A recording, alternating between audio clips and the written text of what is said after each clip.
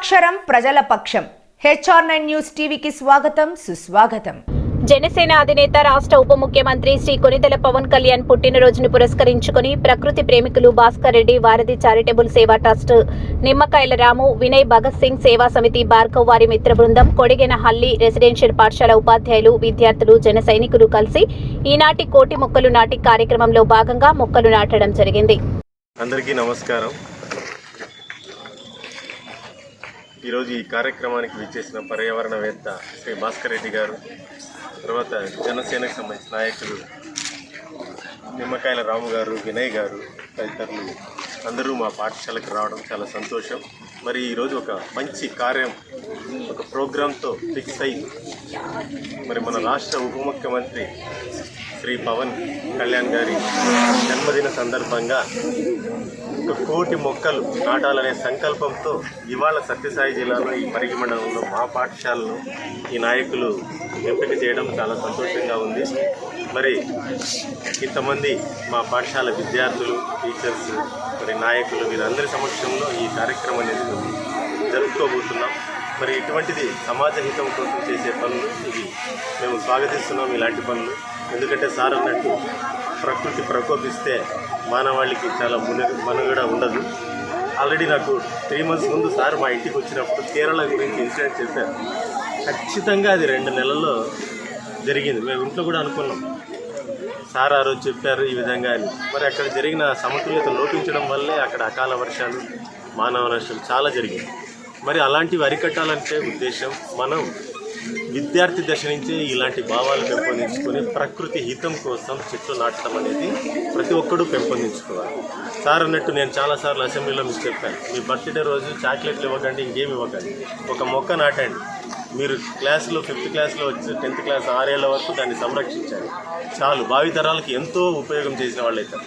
మరి చూడండి, ఇక్కడ మన పాఠశాలలో 50 ఏళ్ల కింద నాటిన చెట్లు ఈరోజు మనకు ఎంత నీడనిస్తున్నాయి, ఎంత మంచి గాలిని ఇస్తున్నాయి. మరి ఎవరు నాటారో తెలియదు. మరి ఈరోజు మనం ఈ చెట్లు నాటితే భావితరాలకు ఎంతో ఉపయోగం చేసినట్టు. మరి ఇటువంటి కార్యక్రమానికి చేయూతనిచ్చి సహకారం ఇచ్చిన వీరందరికీ కూడా మనపూర్వకంగా ధన్యవాదాలు తెలుపుకుంటూ అందరికీ నమస్తే. నేను ఒక పర్యావరణవేత్తని. మనం ఇప్పుడు సమాజంలో ఇప్పుడు నడుస్తున్న సిచ్యువేషన్ ఏమంటే, మనం విజయవాడలో చూస్తున్నాం, వరదల్లో సగం బిల్డింగ్స్ మునిగిపోయాయి.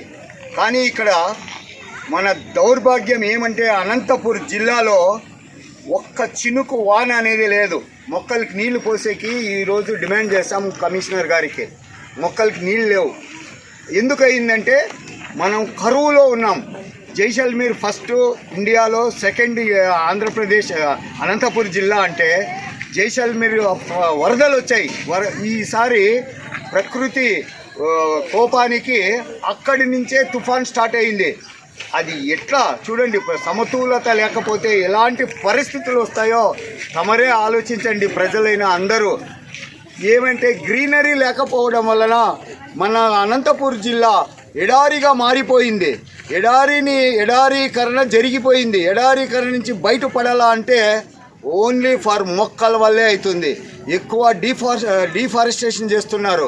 ఈ మధ్య తగ్గింది లేండి, ఒక 3 నెలలుగా సరైన మొగుడు వచ్చాడు కాబట్టి తగ్గిపోయింది, కరెక్ట్గా చెప్పొచ్చు.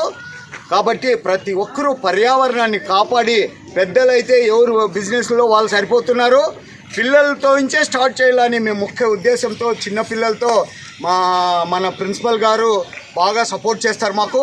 ప్రతి స్కూల్లో కూడా ఈ సత్యసాయి జిల్లాలో ప్రతి టీచరు, పిల్లలు మాకు సహకరిస్తున్నారు. అలాగే బాలయ్య బాబు బర్త్డే కోసం 65,000 చెట్లు మొక్కలు నాటుతున్నాము. దాంట్లో 40,000 మొక్కలు అయిపోయింది, మిగిలిన బ్యాలెన్స్ ఉన్నాయి, అవి కూడా కంప్లీట్ చేస్తాము.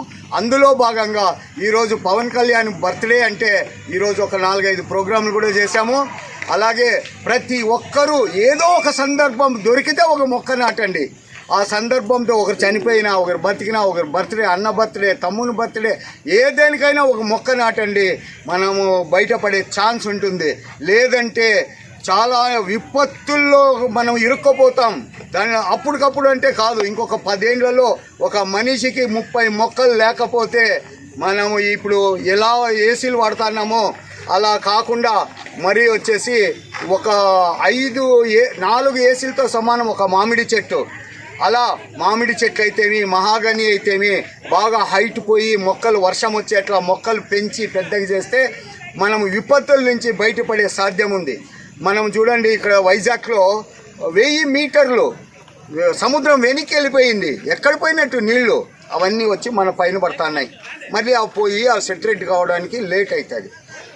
అగ్ని పర్వతాలన్నీ బద్దలయ్యి సముద్రం లోపల సమతులత అనేది ప్రాబ్లమ్స్ అయినాయి. ఆ సమతులత సరిచేయాలంటే ఈ మానవుల చేత కానే కాదు, మొక్కల వల్లే అవుతుంది.